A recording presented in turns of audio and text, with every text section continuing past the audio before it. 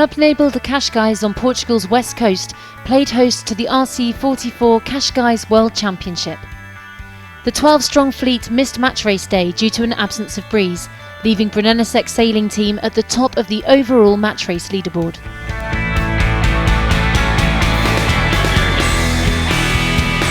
Three days of fleet racing followed, amongst a variety of conditions and a daily scoreboard shake-up. The standout teams were undoubtedly the Russians. Brunello-Sec's sailing team were consistent, hovering within the top two on the World Championship leaderboard all week. Team Nika was celebrating daily with 3 wins in 3 days, a scoreboard that saw them also challenging for the RC44 World Championship title. Fitting for a world title showdown, the 20-knot conditions on the final day were set to be a challenge. Today will be quite tough, obviously. We have plenty of waves. It's a wet race. Most important thing for me is don't go in the water, stay on board. It's very exciting times. We are super excited to go out there, and hopefully condition will be just on the edge. The waves are going to make a big difference, so change the dynamics a little bit. I think it'll be pretty wet. It will be rough. We will enjoy. It looks perfectly sailable, so I believe we'll have 2 or 3 races and the best one will win.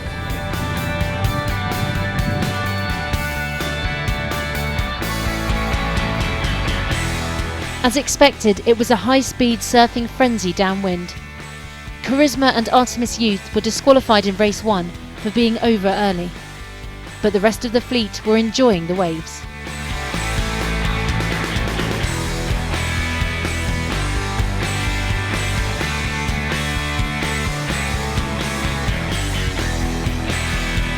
In defence of their world title, Brunello-Sec sailing team took the win. The second race was a fight for the title between Brunello-Sec, Nika and Serif. But these were conditions Team Nika thrived in, and they surfed down to the finish ahead of the fleet, taking the win and with it the World Championship title. We wanted to go out and we wanted to race, and it was very nice and it was actually right mood. And we went out and we defended, and it makes me really happy.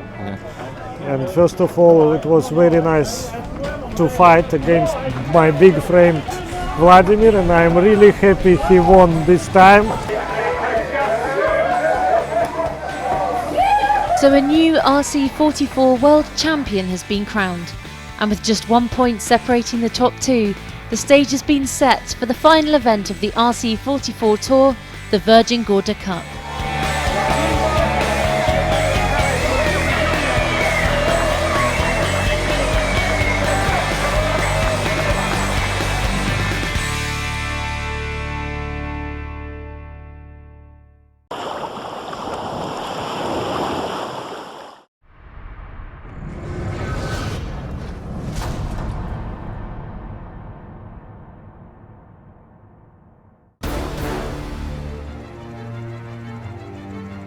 İstanbul'a hoş geldiniz.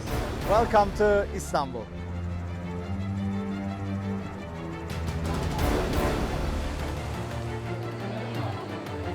At the moment we are second in the overall result. We'd like to win this Act 7 Istanbul, great location, windy forecast. The wave now has a jump and it's going to be difficult to catch them, but second place is definitely in play, so that's our aim. You know, in a way the pressure's more on us to kind of maintain that performance and that lead. Good afternoon from Turkey. The wind is up. I can guarantee some full-on racing.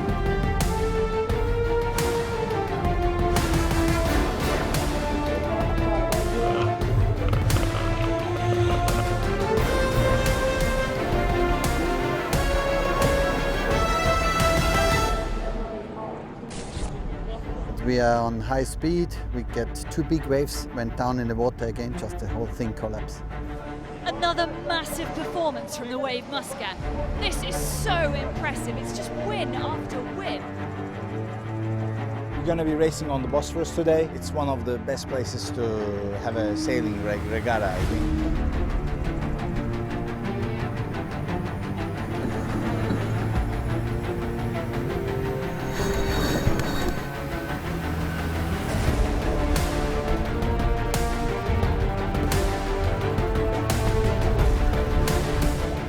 Muscat a league of their own. They're almost on the podium in every single race. They've won almost 50% of the races. The battle now is Oman Air and SAP.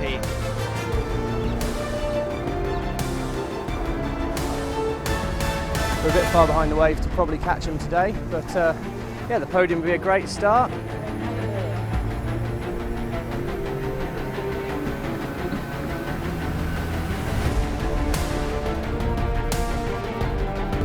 And the line is clear, everyone is over, it is off and away.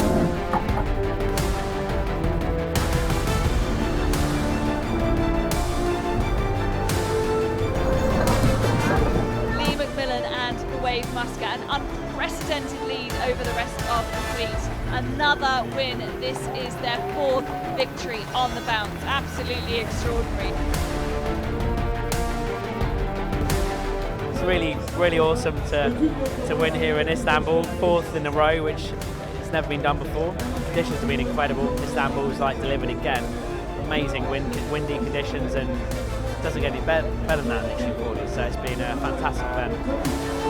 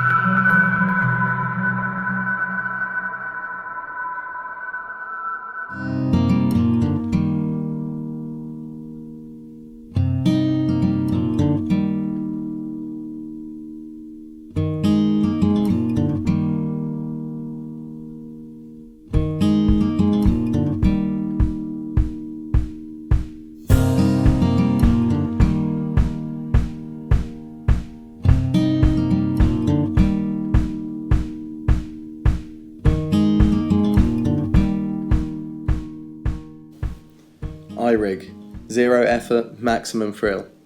NKB, the world's biggest kite brand, and North Sails, market leader in windsurfing rigs, have joined forces to create the most innovative rig ever made. The outcome is what we call best of both worlds, incredible low weight and packing dimensions achieved through inflatable kite technology combined with the appeal and safety of a windsurfing rig. It is an unbeatable package, making it the ideal addition to your SUP as an entry into the fascination of wind-powered sports. On top, the iRig will revolutionise windsurf entry and schooling, as it's a whopping 70% lighter than any conventional windsurfing rig. Combined with the inflatable mast and boom parts, the rig always floats on the water, making starting and learning a piece of cake.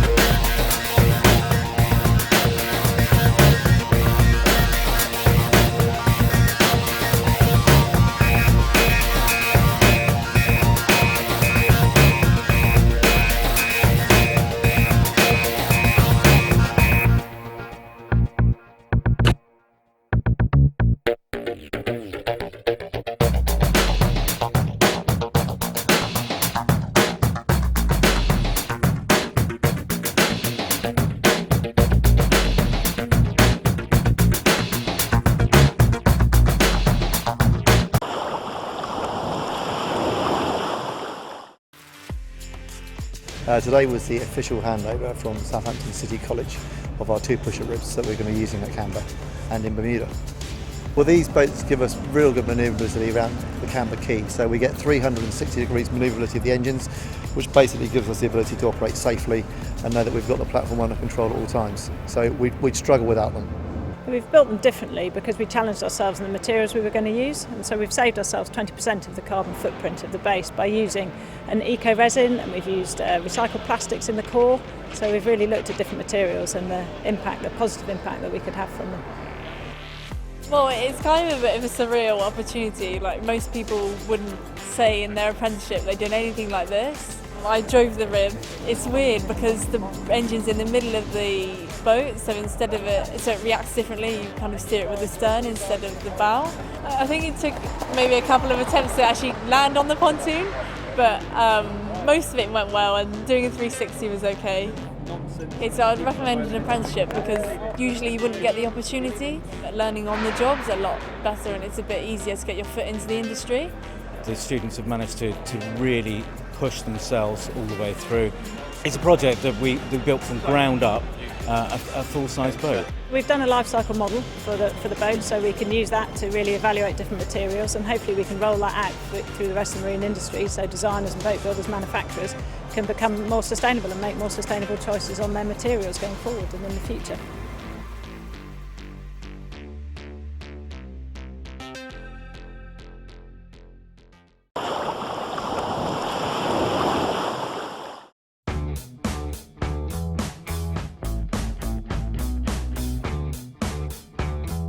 Hello team, I would like to ask you a question about the boats. How do you manage to go the same speed with smaller boats in comparison to the last year's America's Cup? Foiling boats are a little different to a normal boat, so the sort of general rules for a big boat goes faster than a small boat go out the window, because when you're on foils, all that's in the water is 2 little hydrofoils, so the water doesn't care if you're a big boat or a small boat, all it feels is 2 hydrofoils. The boats also have really, really low drag, so you can go to a smaller platform or boat and they'll go just as fast as a big one. The question is, what is the maximum speed and what's the condition of the wind to achieve this speed? Top speed of these boats, I think some guys said they did 40 knots yesterday, so that's around as fast as these boats that we use in the World Series will go. You need around 20 knots for those boats to go this fast. If we went out in 20 knots and we souped her up and had the foils that are going to be quick downwind, I think we could do 50 knots no problem. But problem is there's a lot of risk at going 50 knots. There's a lot of cavitation, the boat's a bumpy ride and things can go really wrong. So we have to decide when we want to do that and make sure we don't blow our whole campaign trying to go too fast. I was wondering how does the team manage to cope with the changing winds, so the wind gusts during the race? On the racetrack, we're looking at the water. That's how we see what the wind does. We're looking at the shape of the gust, the darker patches on the water, and just the way it moves. And through that, you can determine how you want to approach each gust. Every gust has a lift and a knock, and it's how you approach the gust that depends on how you react to it. So it's pretty tricky. We're always learning. It's extremely difficult in some venues, and Bermuda's a very tough one, and it's going to be very tough come the America's Cup.